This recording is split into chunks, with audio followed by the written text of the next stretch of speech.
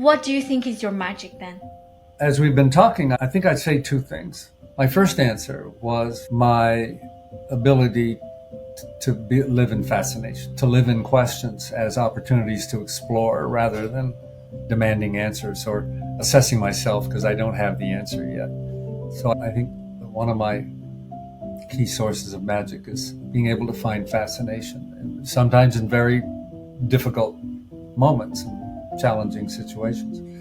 And the other, I would say, is my recognition of what I think is the most powerful emotion of all, is gratitude. That I constantly bring myself to gratitude. I'm grateful for life. I'm grateful for my next breath. I'm grateful that I have people who love me and that I can love. Just whenever I get into all my chatter and my issues, and no, I just need to come back to gratitude.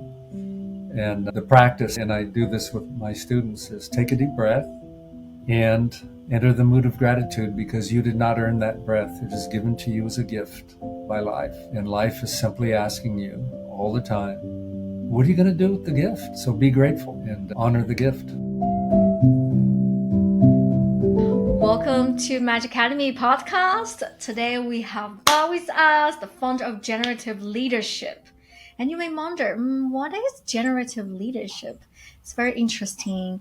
Does that mean we generate leadership? Does that mean it's a leadership that being generated in the situation? So a lot of us will have a lot of questions. So welcome to our podcast to share your wisdoms with us today. Thank you. Thank you very much. Thank you so much. For those who are curious to learn about you, if you were to give a unique introduction of yourself that nobody has heard about yet or read about yet, how would you introduce yourself? Oh my goodness. I think I would introduce myself as a creature of fascination. And I'm fascinated with life. I'm fascinated with action. I'm fascinated with the challenges that we face as human beings. And that fascination happened to lead me on a path that now has been a body of work around leadership. But I'm just fascinated. What kind of creatures are we human beings, and what kind of creature are you and me, and how do we create a future together? That's beautiful. It's very poetic too.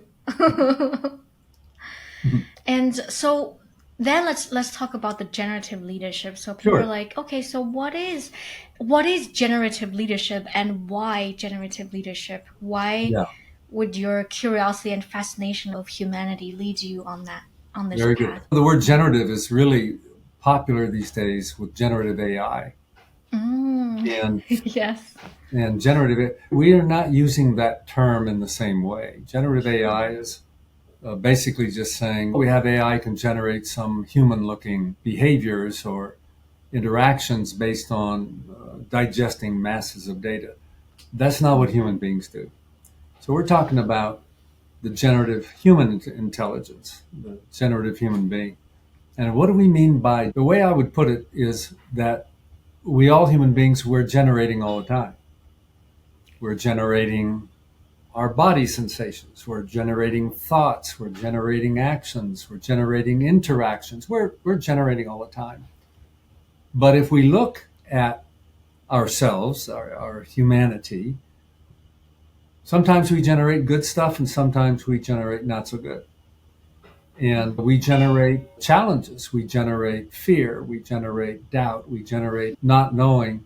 And from that perspective, what if we became more conscious about what we're generating? What if we actually said, I want to be able to accomplish something different in the world. I want to contribute more. I want to produce more value. What if we said, I'd like to have more consciousness and choice about my emotions that are being generated, more consciousness and choice about my body and what's being generated. And our use of generative, the way we mean it is that we are aware and are making conscious choices about not only what we do and what we produce, but how we do it and how we experience it. So this takes us to the unification of our internal experience connecting to our external action. and viewing it from the point of view of what's meaningful. What's our choice in the matter? What's our choice about being human?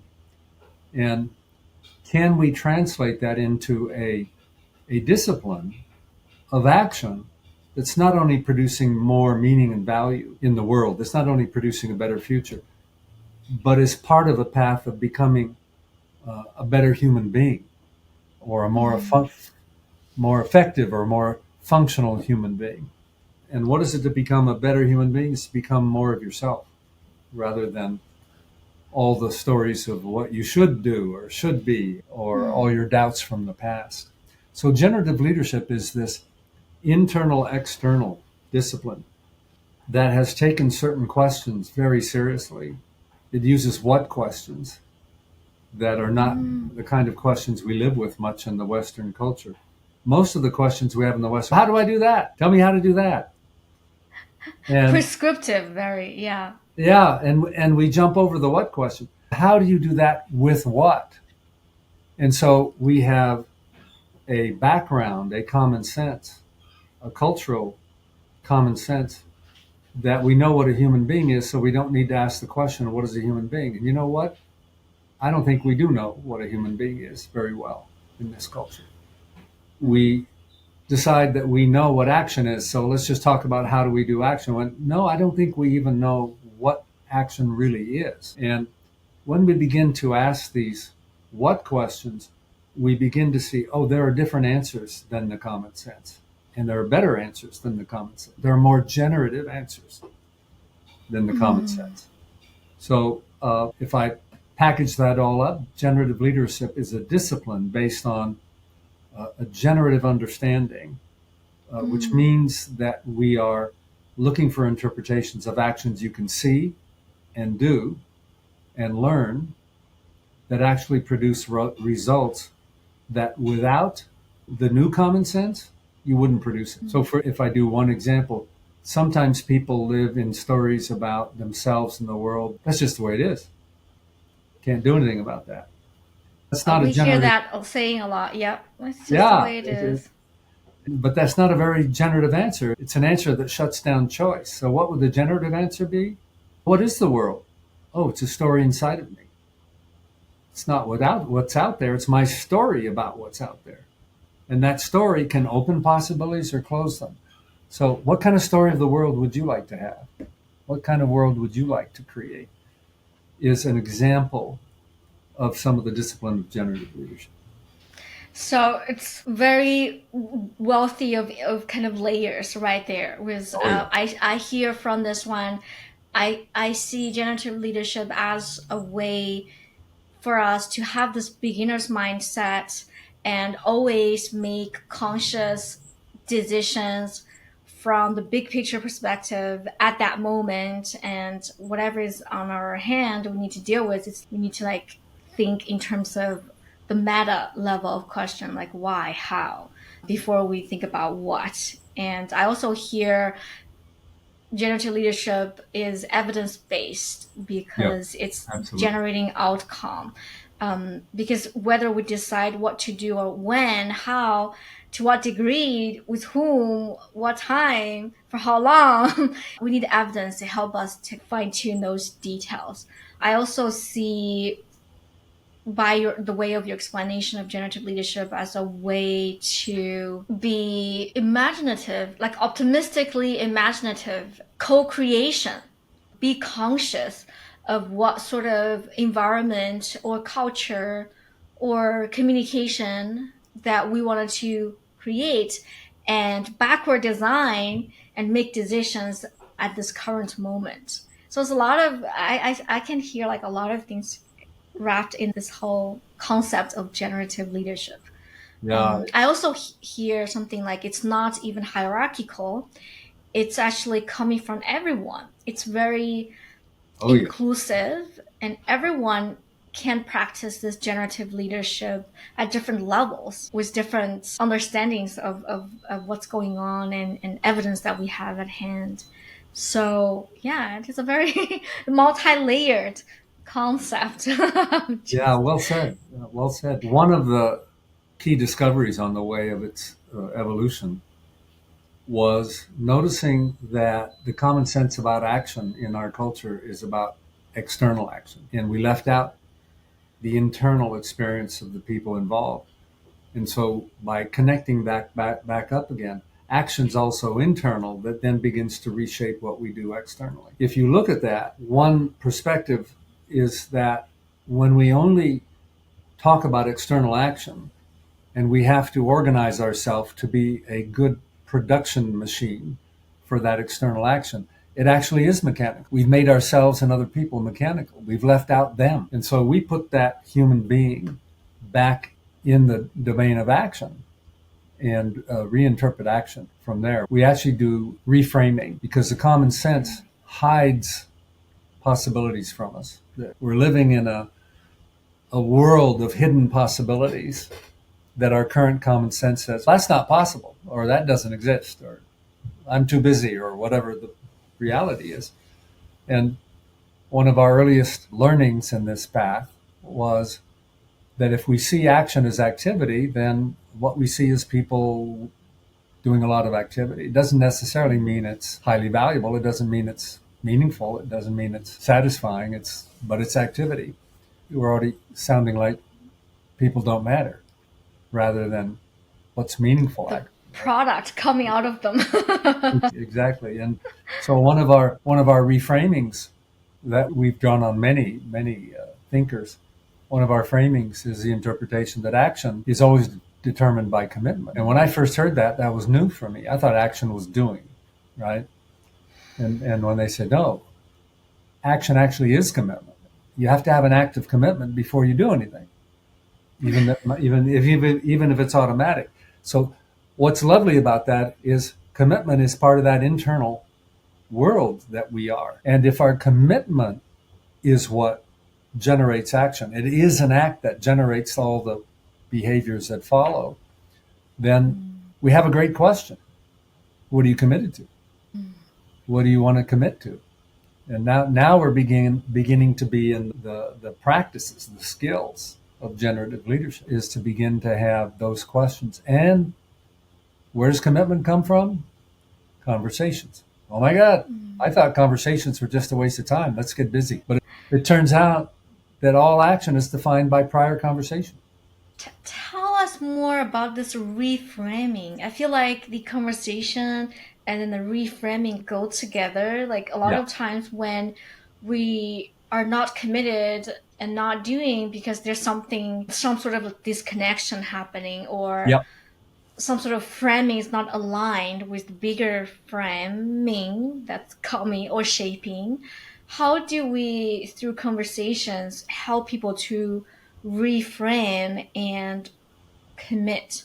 There's a part of conversations that do that. Those we would call generative conversations.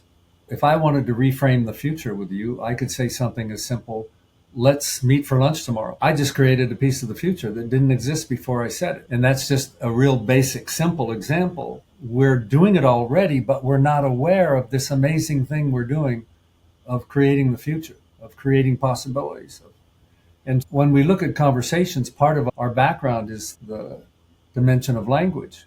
And there's a part of language that we would call generative. It's generating commitment, and every commitment changes the future. There's a taxonomy. If I make a request, I've changed the future, whether you say yes or no. If I make a promise, at least there's a possibility. Exactly. If I make a promise, if I've made the commitment of a promise, I have changed the future. I have changed what I'm going to do. If I have an opinion, that changes the future too. That's good, that's bad. I like it, I don't like it. We're changing the future and the world all the time in our language. And so the generative tradition is saying, let's become aware of that. Let's become aware of these aspects of what has us generate and gives us choice in generating in our language, but also in our experience with our bodies, in our emotions. How do we make those domains of learning and choice rather than just things that happen to us? And so you're beginning to see the generative part is to say, how do we become aware? And awareness itself is a big deal, because if we're not aware of something, we have no choice. How can you have a choice about something you're not aware of? Exactly, because you're like, what? You just go with the flow and you you're not even aware. Yeah, awareness is indeed. And so one of the principles is awareness creates choice. So we're always looking for, could I be aware of a new perspective? Could I be aware of how things look through your eyes? Because that awareness would change the possibilities. If I only see the world through my eyes, then I've got a pretty limited world. See, that's a challenging part, or maybe at least we make it challenging because sometimes each one have their own lived experiences, Oh, and yeah. that experiences help to frame the schema of thought that they have, expectations and hope and happiness and expectation. How would we open up our perceptions or reframe possibilities if that requires a different set of life experiences or just, I don't know, experiences to Yeah, help you're them? you're you're opening possibilities right now with your question. And see, when we're trying to bring this way of looking, we call it being an observer, a particular kind of observer. People see the world through the eyes they have, through their experiences. We call that being an observer. In domains of action, people have different skills of observing. So a physician sees bodies differently than I do. I haven't been trained in the language of medicine or the experiences of medicine. An architect would see this room I'm sitting in differently than I do because they actually have different distinctions to see with. Leadership, we found, is the same. There are distinctions that leaders are aware of and need to be aware of if they're going to be effective in their skills. So when we look at our world that we share with other people, when we look at from the point of view of what is a human being, what do we see? We have experiences or fundamental aspects of our experiences that we all share, like we have experience. Everybody, that we can agree on. And then Mhm. there's also the uniqueness of it for every individual. Your experience is different than mine. Because I know that I have experience and you have experience and yours is different from mine, we could have a conversation about it. I could ask you about your experience. I could inquire. I could begin to get a sense of things. And when we do that, we do something that's very powerful. In our terminology, we create a we space. We go from a you and me to a we. And we create a we space all the time when we create the possibility of a shared future. So when I invited you to lunch, that was Mhm. opening up a A possible we we space. space. Yeah. As leaders, as participants in teams or organizations or friendships or relationships, we've learned this is a big deal to be able to have a sense about what's the we space, how healthy is it, and what can we do to enhance it and to manage it in a healthy way together. And how I find myself have to ask this question, Sure. but I think that's more of what then. I'm moving toward more of a what or how. Were there steps that leaders can take to start invite people into transcend from like a me or you space into a we space to pave the ground for the reframing to happen? We do it in certain ways already, but this is what we found is that these are the concerns of a leader. We have a group of people or some community or some set of relationships. We could call it a team, could call it a family, and we're in this context that we either share the future or we want to share the future. And if we're going to share the future, it's probably a good idea to have a conversation about what future are we sharing? What future do we want to share? What future do we not want to share? How do we do this? And that's part of the leadership skill is how do we have those conversations? And conversations are not simply a bunch of words. They're a full body experience. You ever had someone you're talking to and you can just feel, hello, are you there? Yeah, you can They're not, definitely tell when people yeah. start to zoom out. We just know. I don't think you're going to have a good experience sharing the future with someone who doesn't know how to be present, doesn't know how to connect. So if we're going to be skillful in leadership or even just coordination or relationship, we've learned, no, this is part of the aspects we all share is, do we know how to connect? Do we know how to listen? Do we know how to have a voice? Do we know how to have room for doubt, emotions, reaction? Because you're going to have, that's all part of it, right? And so if we're not skillful in this we space domain, we make up stories of why there's a problem and who's the problem, rather than say, oh, that's a missing conversation. That's a missing shift in perspective, or a missing shift in commitment, or a missing shift in awareness that we could begin to open up as a possibility. Even if I'm seeing it in myself, I don't get it. I'm not sure what you mean by that. It can be a very positive move in a conversation, because I want to feel like we're creating something shared that I can play my part in. Were there any particular examples that, like, organizations that you worked with or leadership trainings that you helped to develop? Can you share with us some specific examples where, I'm just assuming, like, there's a big disconnect among the teams, and then something that they did or follow the guidance, like with the generative leadership, they're able to bridge that disconnection, and going into this we space, people are present, people feel psychologically safe, and conversations are being directed toward reframing, and reframing goes to the commitment. Beautiful. Beautiful. I think that's a fairly common challenge. Especially when there's a lot of uncertainty, because people want to be right. And that too. Yeah, very, very human. One of the first conversations is to create a space for conversation. Let's talk about, are we willing to have a conversation? Are we willing to listen to each other? We have opinions. We may have agreements or disagreements, but we're never going to get anywhere unless we can talk about it and figure out how to go forward together. Are you willing to have that conversation? And when people are willing to enter the conversation, and they may show up with a point of view you don't agree with, or even a behavior that you find triggering. Part of being able to open up that we space is to stay present, to stay open. Your body is actually communicating, even if you're not talking. Creates a space like, I'm listening, I'm here. And instead of having reactions to what the other person's saying, be open. That's their point of view. That's what they have to say. And then begin to inquire. What are the challenges that you see? What are the issues you have? What are the possibilities you want to? And we often have to talk about, what are our roles in this conversation? The role that we have friends, that's a different set of roles to have a conversation, and then a boss with a team member, for example, that is a relationship. Authority tends to produce all kinds of concerns for people. Yes. Of what am I going to be subject to? Safety can be an issue, for example, in those situations more commonly. So how do we? Yeah. But sometimes it's unavoidable if a supervisor or someone, they're talking with each other, there's like stake could be high, and psychological safety could be hard to cultivate. So in that sort of situation, how would generative leadership help? When the pressure's on, a common reaction is tension. Yes.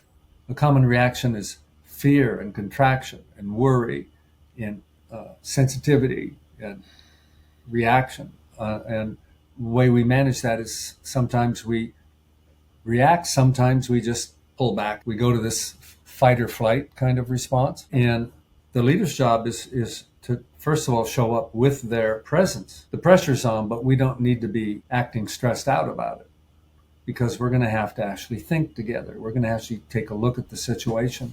So can we just breathe, come present, be, and we're going to make it open so you can get heard. We may wind up having different points of view, but to begin the conversation, everybody will be listened to respectfully. It's not about agreement or not. It's about everybody having their voice heard. And then in the team situation, for example, or family, out of that, different points of view, we can talk about, what do you think we should do? And one of the common patterns in our culture is, when there's a disagreement, it often turns into a contest of who's going to win. And if we zoom out, there's no right answer when you're dealing with opinions. They're just opinions. And opinions can have better or less better consequences in choices and actions. And so there's a whole nother reframing there, that a disagreement can be an opening to a very rich design conversation. Instead of a contest of who's going to win and who's going to lose, it can be, let me hear about your point of view. Let me share mine. is there anything from these 2 points of view that we could put together that would even have a better result for this concern we're trying to deal with than simply choosing A or B? I found when I first began to work with this in the workplace, I was working with product development, and there's disagreements all the time. And when I found that it was an opening to a design possibility, that we wanted the points of view to be looked at, and people would relax and get out of the who's going to win mode, that about 80% of the time we wound up creating something that was different than either. And that's part of learning that possibility of what conversations can be rather than the automatic habit we tend to follow. That would be ideal. And how do we nudge them out of that? Maybe it's a human nature thing, like people want to be right, and there's like sort of like a competition, even though we may be consciously aware of it or not. Yeah. How do we nudge people to, especially leaders, actually, to be open, invite different opinions, and just be a facilitator rather than like people who give orders? Like, how do we do that? You just made a very strong recommendation for what a leader should learn. You should learn how to create a space in which people are listened to. You're not just giving orders, because that produces certain negative consequences, and that's not good leadership. In most cases, unless there's a crisis going on and we don't have time for the right conversation. Other than that, that's not giving orders is not very effective. If there's not a crisis, rather than giving orders, the only thing that we found you can do that's authentic is make requests. Make request. And people are going to give, and you encourage people to give their honest answer. Because one of the mistaken contexts for leadership is, I have power, I have authority, and my job is to get you to do what I want. Or my job That's is to get you to say yes. yes. That as a leadership practice, it's a disaster, because what you will wind up with is a culture where people say yes and they're not committed, and you never know what people are really committed to because you haven't created the space for the honest conversation around it. So when I first started working with this, I was in a company where the culture was, whenever someone was asked to do anything, the answer was always yes. And the result was a disaster because there were more things that were said yes to than could be done. And so the second wave of that culture was excuses and blame and resignation. And those are hallmarks of a culture in which honest conversation about what can be done, what you're committed to or not committed to, hasn't been cultivated. And when I saw that culture and learned that what I want as a customer, what I want as a team leader, what I want as a colleague, when I'm proposing or asking for someone else to do something, I want to know what they're really committed to. Yes or no, or maybe or not. Just let's get honest. And we could interact around that. But in the end, you can only get what people are really committed to. Now, when I say that, people say, then someone could just say no to everything and you'd never get anything done. That's also handled in setting up the context, because the only reason someone's a member of the team is they've already made a promise, or they wouldn't be on the team. Their role is a promise. So yes, they can say no, but it has to be consistent with the promise that they're already holding. And so that's part of the guardrails or boundaries that help things have a shape. It's not just pure ego and whether I like it or not.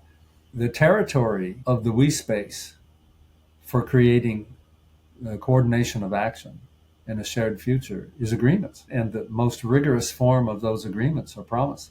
Roles are defined by their promises, not by their titles, not by their expertise. And when you begin to look from this point of view, the conversation gets very clear. So the roles are based on their commitment, not titles or positions. It's the committed actions that they will take. Exactly. When I first started to work with this and I looked at job descriptions, I said, these job descriptions are crazy. They're worthless. You do these skills and you do these things. When I saw that in my organization, it's really nice you have skills and it's really nice you can do things, but I'm interested in the promises you're going to make. I'm interested in the promises you can make. And so I began to define people's roles. This is your responsibility. This is the commitment of this role. And you can be competent or not, or you can be committed or not, but the role is defined by the prompt. That's the job description.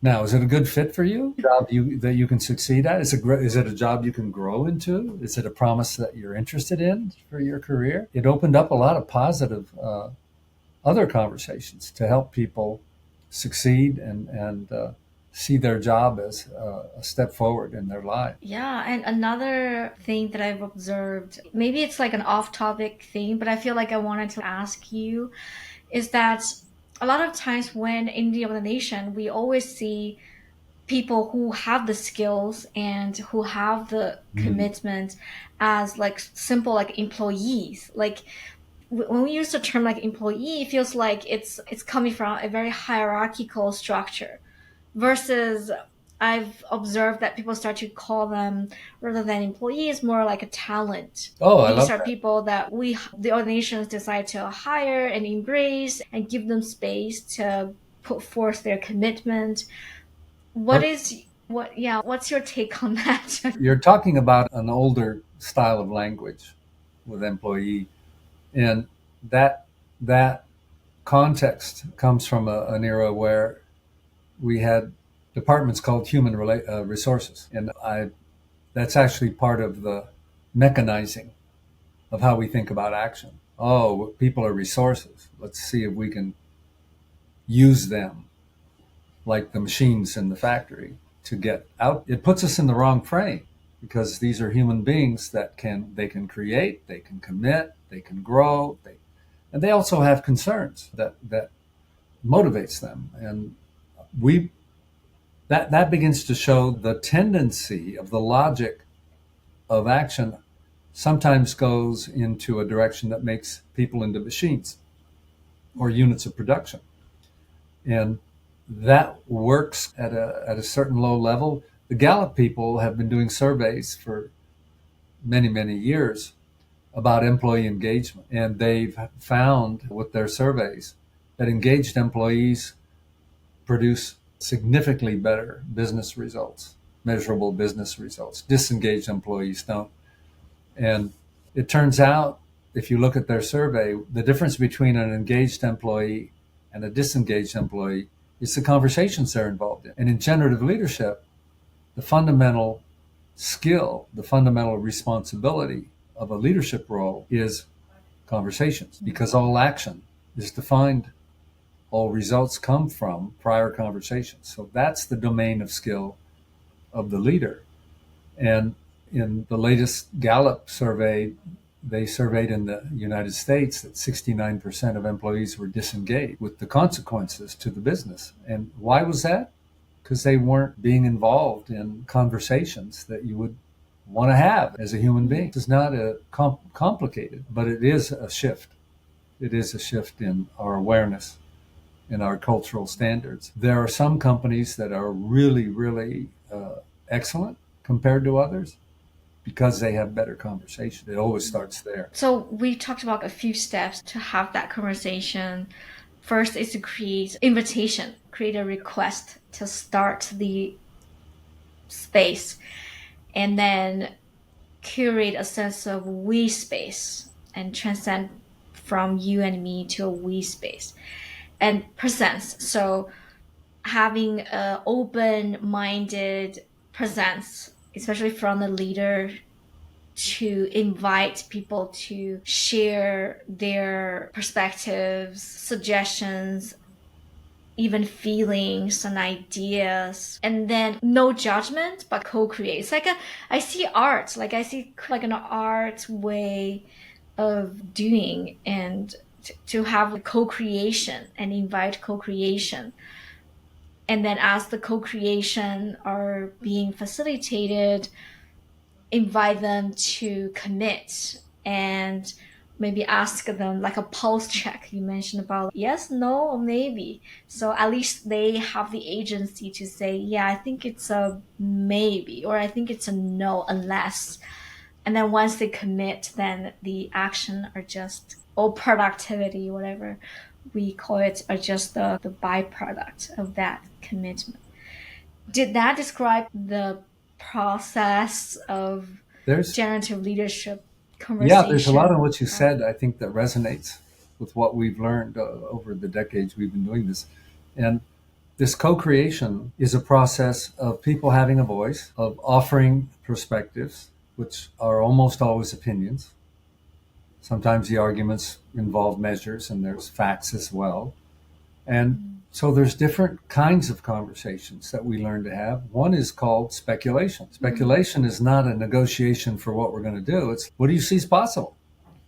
Let's have that conversation, right? That's one of the conversations we can have. And as we're looking at all those possibilities, then there's another phase of the conversation called which one of these look like we could actually take on in whatever frame that we're a frame of time or a frame of money or relevance. Which are the best ideas? And this is a chance where everybody has to have a voice to add what their eyes see. That's their contribution. That's what teams are about, is to have different points of view contribute. And then there's a point in the conversation we're going to have to make a decision at some point of what the team's going to do and not going to do. And there's a way to structure that conversation. But one of the reasons that there's a team leader role is teams don't always converge and they don't always thrash it out and come up with the same approaches. And when that happens, there needs to be some kind of resolution process. And that's the responsibility of team leader, is to facilitate the conversation, try to resolve and integrate the points of view in this co-design conversation you're talking. And if there's a disagreement, to have arguments for pro and con, but someone needs to make a call or there isn't one. And that's one of the responsibilities of a leadership role.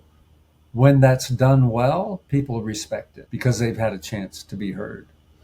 They think the arguments and the logic make sense. But a team that can't accept a decision takes us to another challenging situation, which is you're not really a team. And if you can't align around a decision, you can certainly have a voice in the decision process. You can have a voice in how the process works, but there needs to be a decision at some point. And if you can commit to the decision, if the process has gone well, even though it's not your preference, that's being a team member. And if you can't, if you'll only hold out for your own point of view, you're really not a good team member.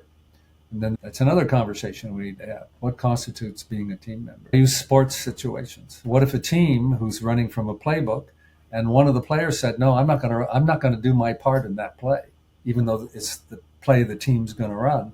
They're not a good team member.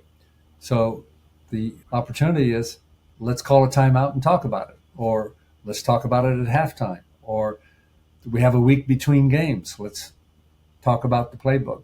There's times to have certain conversations, and that's part of learning the conversational skills to help create a we space in which people show up with disagreements and they still have to be dealt with.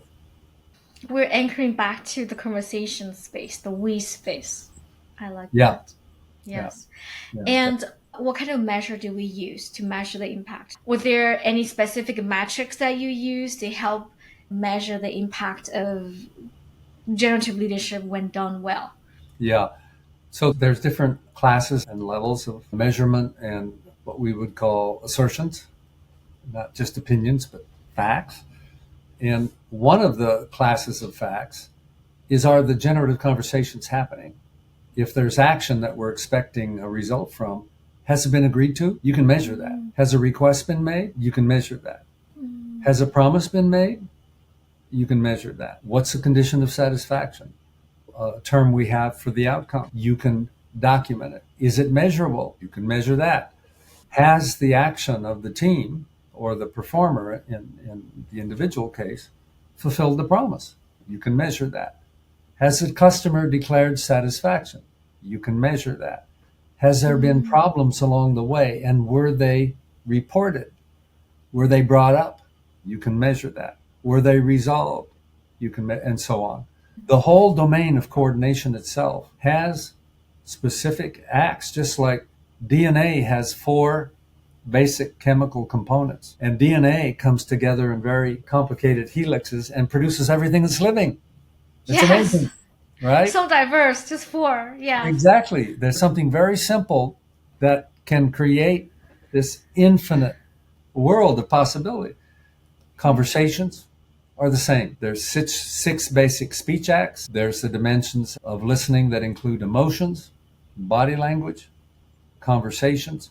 They inform practices. So you have all these places that you can look. And because they're structured, you can measure whether it's happening or not. And then you can also say, in the categories of the outcomes, what are our concerns?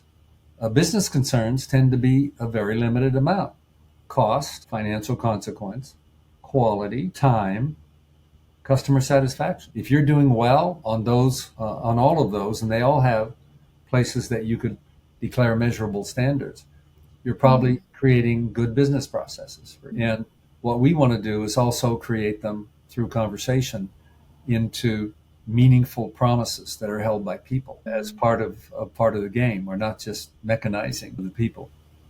So So yes, it's a measurable domain. I love that. It's almost like in my mind's eye, I always see, people say NPS scores, but I'm like, not total numbers of meaningful commitment in this Yeah, organization. And then the number you can see it grow, and it's motivational. And you see that it's like more commitments is happening. yeah. We've learned that there are certain practices. One of them we call the managing action practice, which is really managing the future practice, is what are my commitments and where am I with them? People have been trained to do fairly diminished ways of understanding what they're doing and where they're going and whether it's happening or not. They check off to-do lists.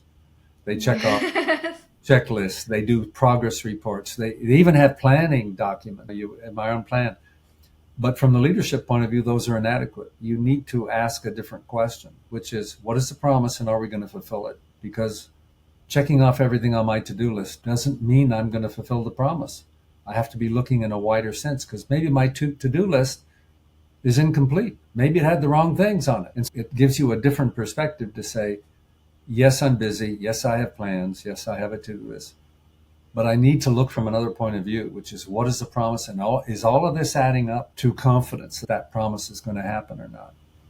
And it's a self-coaching, self-leadership, as well as leading other people practice that's been very, very powerful, because it brings our full human capacity to look at the big picture and have an intuition or a sense, as well as checking off boxes. Seeing each person as a whole person, and invite them to make promises and carry it through, and let the promise be the compass guiding Beautiful. their decisions and actions moving forward. Yeah, and Until they have a remember, new promise, then yeah, and the context is, we negotiate promises that we trust. So this is not a way to burden yourself and overcommit. That's just bad practice. As a leader, I learned I don't want people to say yes. I want them to make a promise I can trust. So I often had people say yes to my requests, and I'd say, "Are you sure?" 1 to 10, what's your confidence level? Exactly. And I would say, "Listen, look, if this is a too extreme of a request, tell me that. Tell me no. I want to know we're doing something that we can both really be confident in. I'm not trying to get you to say yes," which was that old culture that we're trying to get out of. Beautiful. And as we look into the future, and with all the advanced technology development, Gen AI, extended realities, and Web3 and brain machine interactions, how do you foresee the best future for generative leadership, or what role can it play into the future? I think generative leadership, as I've been hopefully demonstrating in this conversation and sharing, is really a strong thrust at a couple of very important questions. What is a human being? What is action? How do we do action together? And how do we do that to create a better future? How can we create a world in which everyone thrives rather than a few people benefit on the backs of others? And so when we look at that and we look at the world of action, we want to have people come together based on some very important internal aspects of being human, which is, what do we care about? Whenever we're in action with things we don't care about, we've sacrificed a part of our aliveness. And so and the care isn't determined by the activity or what's out there. It's determined by the relationship we create with. And I once had a chat with the head of a union of janitors in Spain. He had 30,000 members of his union. And he said, we're professionals. We take care of our customers and we have dignity because we have created a conversation about the meaning of our work. It's not determined by the job. It's determined by our relationship. And so that's never going to go away. And generative AI, for example, I think it is a concern because when you're being spoken to, are you being spoken to by a being that can bring commitment and care in the interaction? Or is this simply a mechanized routine that's going on? I think we're going to have to learn how to be sensitive to that.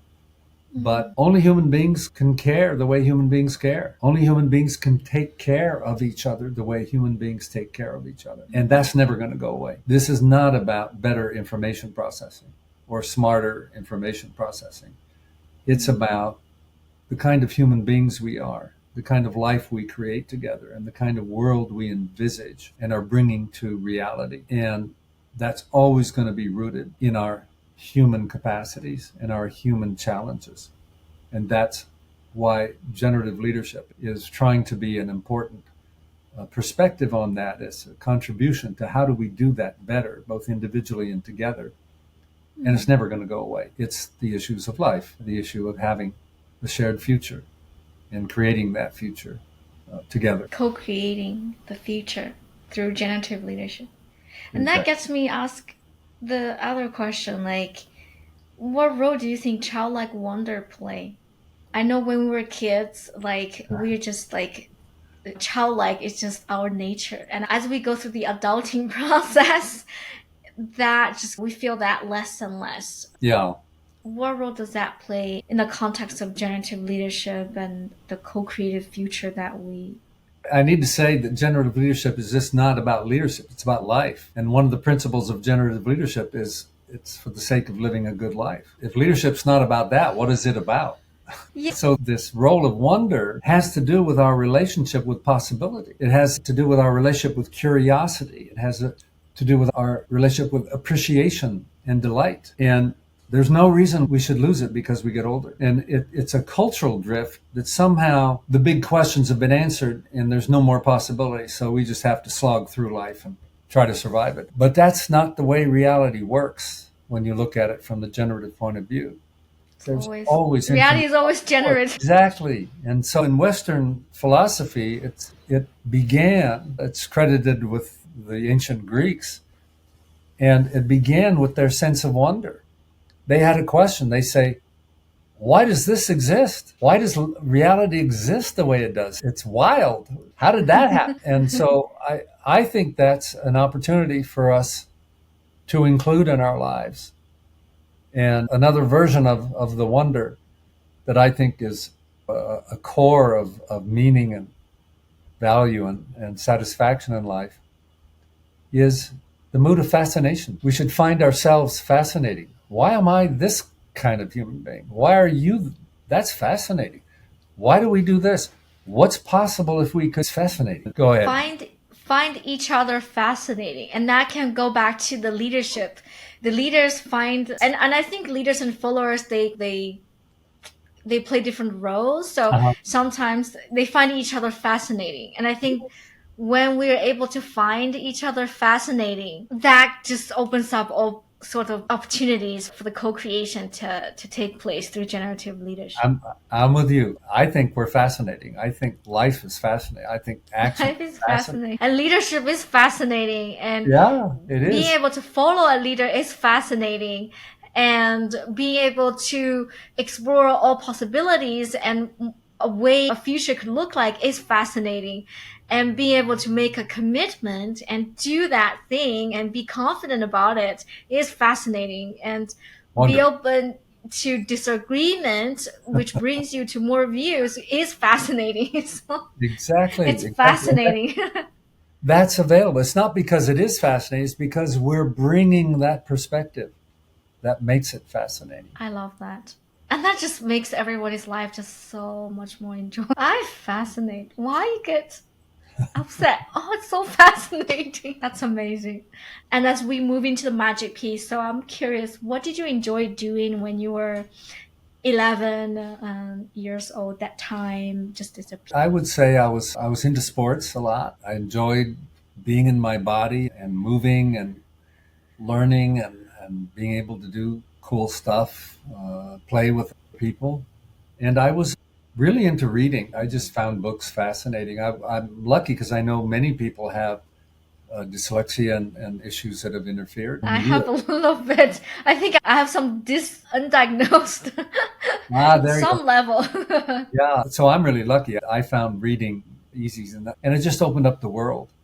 And I know there's a lot of media and really wonderful media available now, but a good book is just really a treasure to me because somebody put a lot of time and thought and research and experience to put together something in a very tight way. And I really appreciate that. I think what was enthralling for me was learning, full body learning, becoming this new explorer of possibilities in the world. That's kind of the thread that's still cooking in my Still life. cooking. Yes, yes. Generative, Yeah, co-creating. yeah. Yeah, I love that. It's fascinating. And were there any particular challenges that you have to go through that helped to build or create you as you now? Oh my God, if I could probably make a few more hours of a long list of those challenges. But if I look at them, the experience I had with challenges was facing doubt and fear. Could I do this? Would I be good enough? And over time, through recurring experience of learning, yes, I won't be able to do this well as a beginner, but if I get in there, I could have results later. Even more, it could be fun.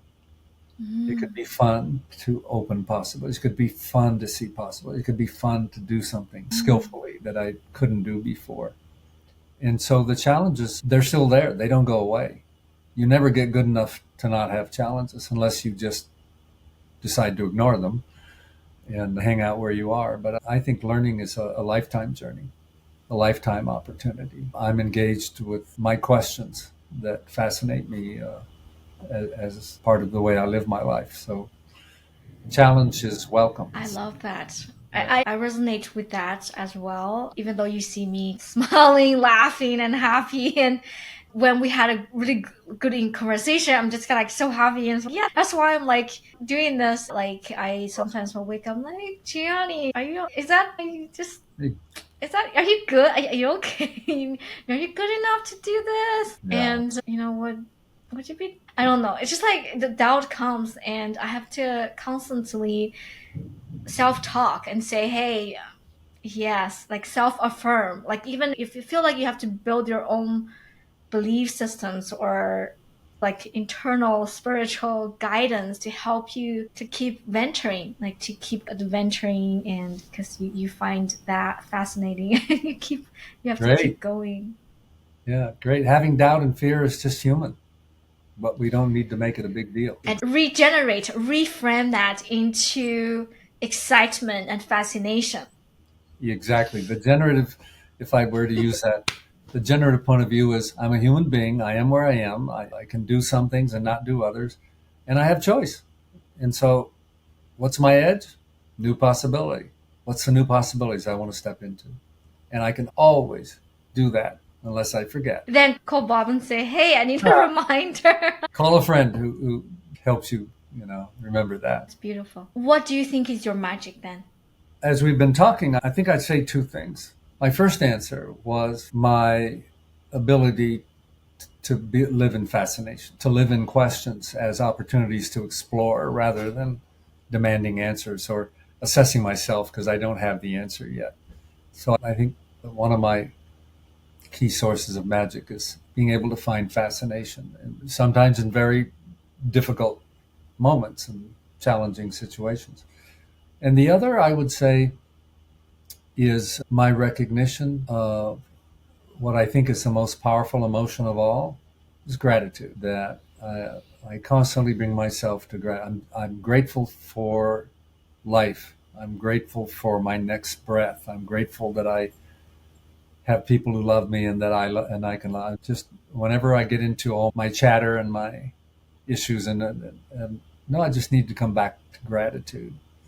And the practice, and I do this with my students, is take a deep breath and enter the mood of gratitude because you did not earn that breath. It is given to you as a gift by life. And life is simply asking you all the time, what are you going to do with the gift? So be grateful and honor the gift. It's beautiful. Thank you for sharing this gratitude meditation with our audience. And my pleasure and my honor. Thank you. And for folks who are curious to learn more about generative leadership, check the show notes and you will have all the information to get connected with Bob, and hope generative relationships will come out of this podcast. And so there are new possibilities. There's myriads of possibilities coming from this podcast that takes many of our breaths to complete. Thank you. Thank you.